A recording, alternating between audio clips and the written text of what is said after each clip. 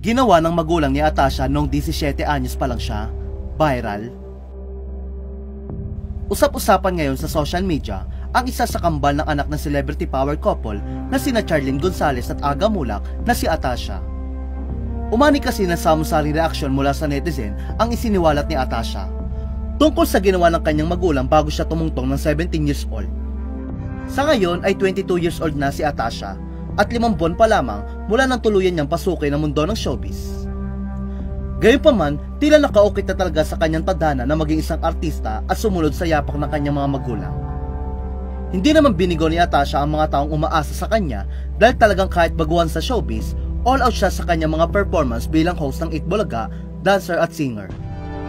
Kamakailan lang ay nakapanayam ni Isa Calzado si Atasha sa ginanap na Women's Summit 2024 ng Go Negosyo, kung saan ikinuwento niya na sa edad ng 10 years old, alam na raw niya na gusto niyang mag-perform o maging artista.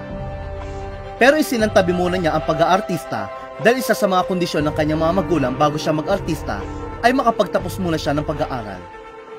Mahigit 1 dekada ang makalipas, ngayon ay graduate na si Atasha ng kursong business sa isang prestihiyosong paaralan sa England. At unti-unti na nga niyang inuukit ang kanyang sariling pangalan sa mundo ng showbiz. Samantala, marami naman ang nagulat ng isiniwalat ni Atasha na 17 years old lang siya na magkaroon ng cellphone. Natanong kasi ni Isa kung paano ginagamit ni Atasha ang social media ngayong isa na siyang TV personality. Kasunod nito, inamin ni Atasha na unti-unti pa niyang pinag-aaralan ang pasikot-sikot ng social media. Dahil habang lumalaki, wala raw siyang sariling cellphone at tanging landline lang ang kanilang gamit na magkapatid. Kaya naman, wala umano silang access sa social media.